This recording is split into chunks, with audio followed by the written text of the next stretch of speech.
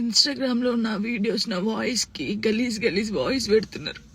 నాకు నా కొడుకు చూడడా? నువ్వు ఒక అమ్మ కొడుకే కదా. నీ అమ్మ వీడియో అలా పెట్టి గలీజ్ మాటలు పెడితే నీకెంత బాధ ఉంటుందో అంతకన్నా ఎక్కువ బాధ నాకుంది. ఫస్ట్ టైం అనిపిస్తుంది నాకు చచ్చిపోవాలని, ఇవన్నిటికి దూరంగా ఉండాలని, ఎక్కడికైనా వెళ్ళి చచ్చిపోవాలనిపిస్తుంది నాకు. నిజంగా లేనట్టున్న లైఫ్ లేకపోతే దీనివల్ల నేను ఖచ్చితంగా చచ్చిపోను.